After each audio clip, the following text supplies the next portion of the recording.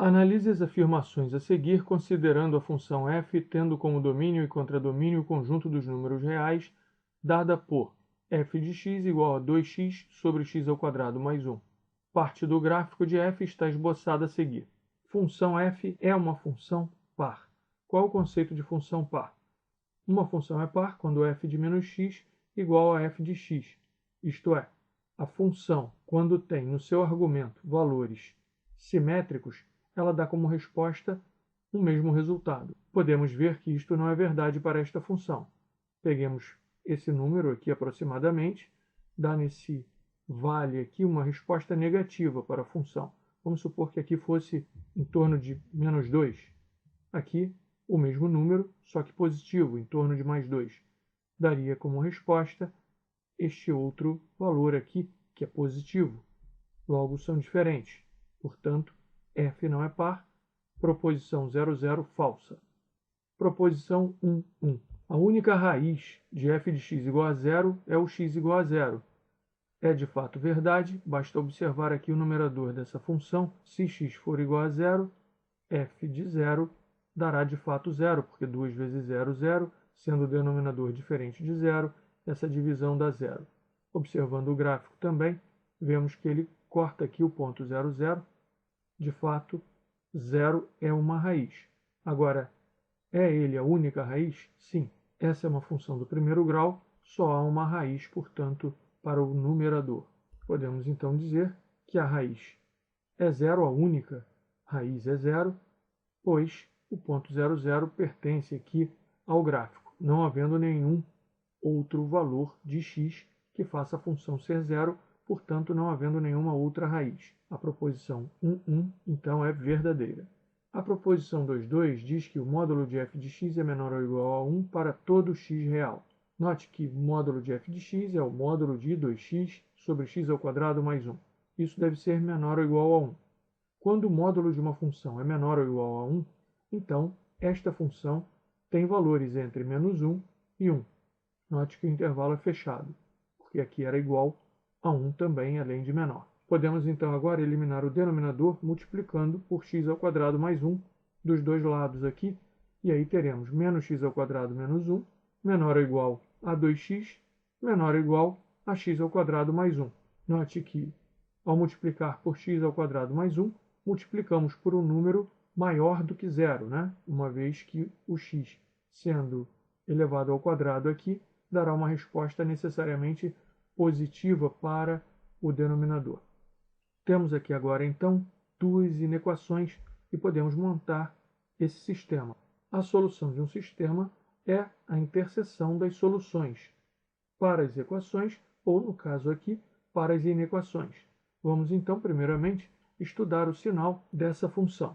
Multiplicando por menos 1 dos dois lados, o menos x² menos 2x menos 1 vira x² mais 2x mais 1, e o zero, ao ser multiplicado por menos 1, continua a ser zero. Temos então aqui agora, pela solução de Bhaskara, que menos 2 mais ou menos raiz quadrada de 4 menos 4 sobre 2 é igual a x, e, portanto, vemos que delta é igual a zero. Sendo delta igual a zero, temos uma raiz dupla, e o x valerá menos 1 e menos 1. São duas raízes iguais. Marcando aqui no eixo horizontal o valor menos 1 da raiz, e considerando que a concavidade da parábola será para cima, uma vez que, primeiramente, temos uma parábola, uma vez que temos uma função do segundo grau. E com concavidade para cima, porque o coeficiente do termo quadrático é positivo.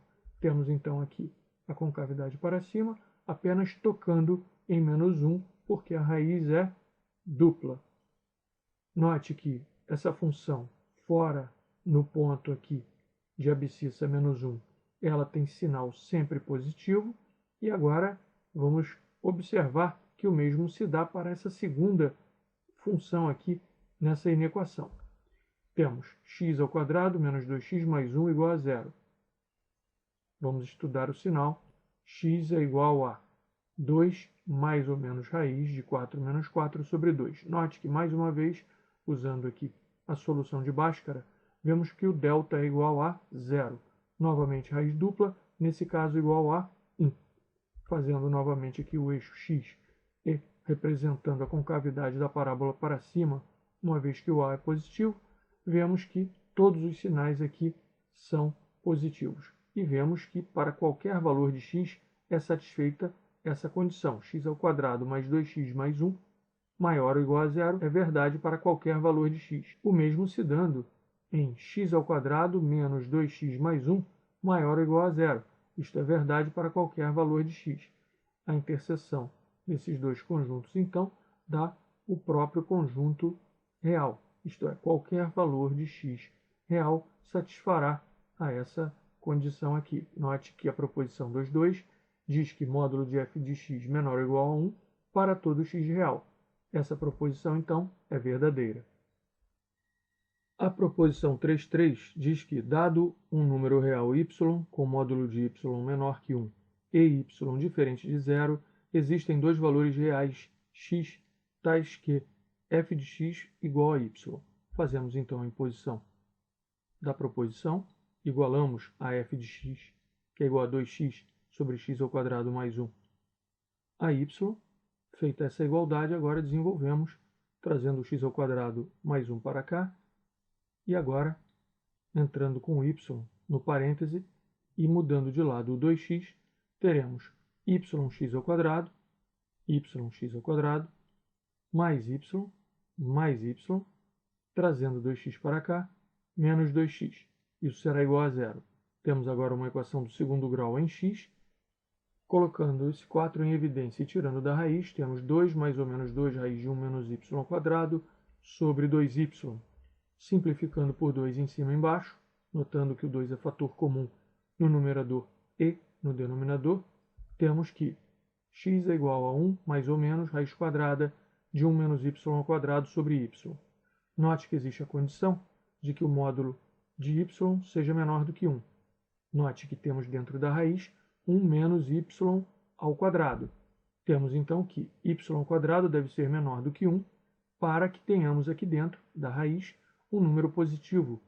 Note que o x deve ser real e, portanto, a raiz, que é quadrada, raiz de índice par, deve ter como radicando um número positivo para que essa condição aqui seja satisfeita. Para que isso ocorra, então, y² deve ser menor do que 1, o que é equivalente a dizer que o módulo de y é menor do que 1, porque aí o y estaria entre menos 1 e 1.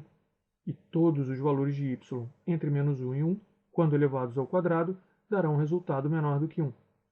Isso, então, satisfaz a essa condição e nos dá um x com dois valores reais, que será o 1 mais a raiz de 1 menos y² sobre y, e o outro valor de x seria 1 menos a raiz de 1 menos y² sobre y.